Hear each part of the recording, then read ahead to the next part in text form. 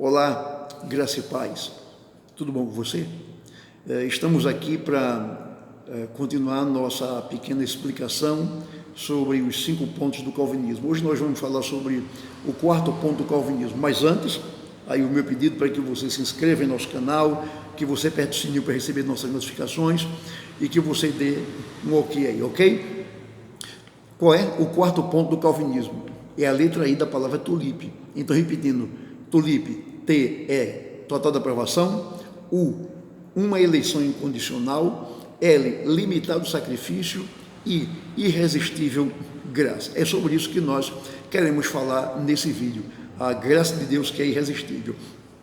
Essa doutrina da graça irresistível também é conhecida como graça eficaz ou chamado eficaz. Esta doutrina ensina que a influência salvífica do Espírito Santo de Deus é irresistível, superando toda e qualquer resistência. Ou seja, nós calvinistas não descremos que o pecador eleito possa resistir à graça de Deus. Ele resiste sim, mas ele resiste não de forma indefinida. Ele resiste até certo ponto.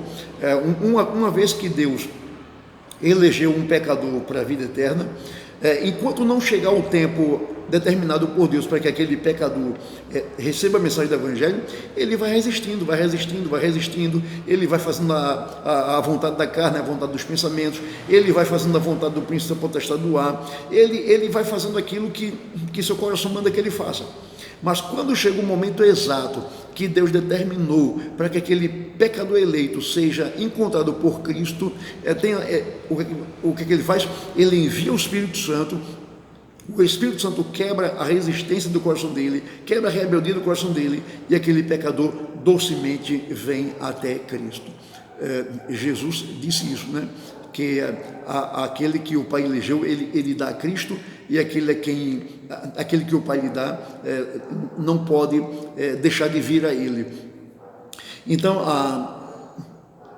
quando Deus elege um pecador, no tempo determinado por ele, ele quebra a resistência daquele pecador e docemente ele vem a Cristo. Então, Deus soberanamente visa salvar alguém. O indivíduo não tem como resistir por muito tempo a essa graça da vida eterna. Então, quando Deus coloca o seu coração num pecador para salvá-lo, ele não tem como resistir isso de forma indefinida. Ele resiste por um tempo, ele resiste por um determinado tempo, mas ele não resiste indeterminadamente.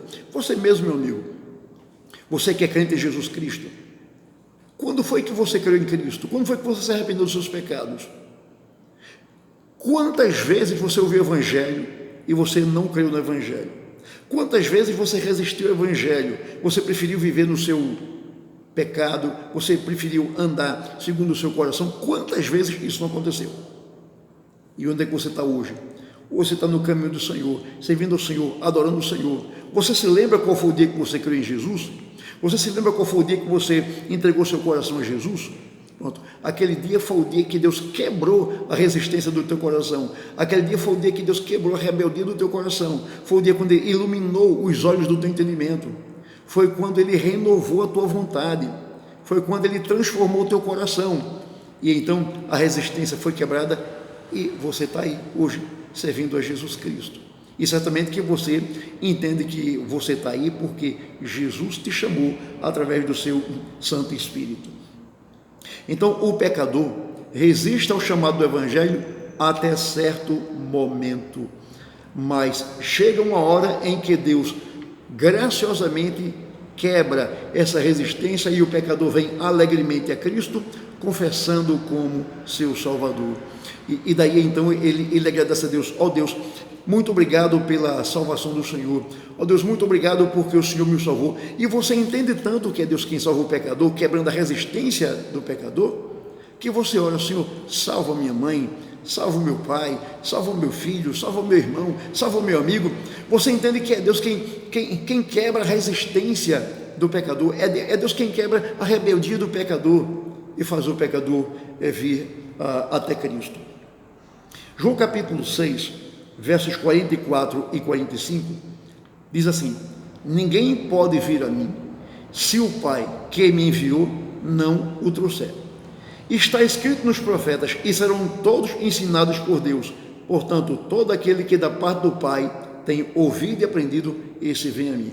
Então, note que é o Pai, através do seu Espírito, quem traz o pecador a Jesus. Se o Pai não fizer isso, nenhum pecador virá a Jesus Cristo. Então, a graça de Deus é quem opera no coração do pecador, a graça de Deus é quem convence o pecador de que ele deve ir a Jesus Cristo. Se Deus, através do Espírito Santo, não ensinar suas verdades no coração do pecador, se o pecador não aprender as verdades de Deus, de modo algum ele virá a Cristo. Ele vem a Cristo porque Deus, pelo seu Espírito, o toma pela mão e o traz até Jesus Cristo. Então veja, todo aquele a quem o Pai abre os ouvidos para ouvir sua palavra, não só com os ouvidos da carne, mas sobretudo com os ouvidos da alma, vem a Cristo. Então, o Pai abre o nosso coração, o Pai ilumina o nosso entendimento, o Pai renova a nossa vontade, e então o que acontece? Quando Ele faz isso conosco, nós vimos até Cristo. Jesus afirmou que suas ovelhas, ou seja, aqueles que o Pai lhe deu, ouvem a sua voz e o seguem. Quantos pecadores têm ouvido com esses ouvidos carnais a palavra de Cristo e têm voltado para casa ainda rebeldes, têm voltado para casa ainda com sua incredulidade? Quantos têm ouvido a mensagem e têm voltado para casa com sua vida renovada, transformada, regenerada? Por quê? Porque eles não apenas ouviram a palavra com esses ouvidos, mas o Pai abriu os ouvidos da alma e conduziu a palavra de Cristo que o pecador ouviu até os ouvidos de sua alma, até o seu coração. E então o Pai levou aquele pecador ao arrependimento, depositou a fé no coração dele, e então ele veio a Cristo, e ele veio com muita alegria. Então, Jesus afirmou que suas ovelhas ouvem sua voz e seguem.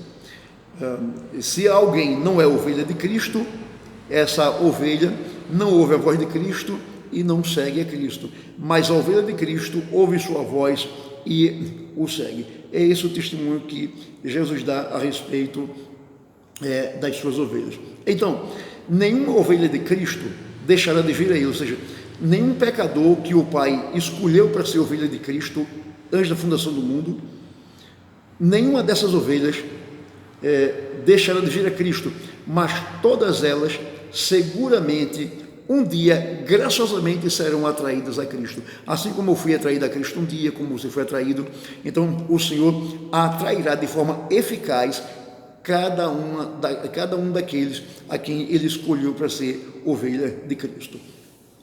A operação da graça de Deus é de tal maneira que, embora não haja violência, ou seja, ninguém vai arrastado pela orelha para o céu, como disse Spurgeon, não pode ser resistida, né?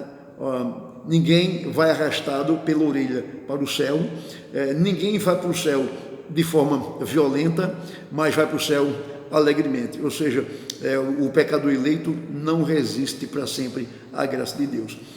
Paulo diz aos Romanos: aos que predestinou, a esses também chamou. Então, todo aquele que o Pai elegeu no tempo certo virá alegremente a Cristo. Nenhum faltará, nenhum.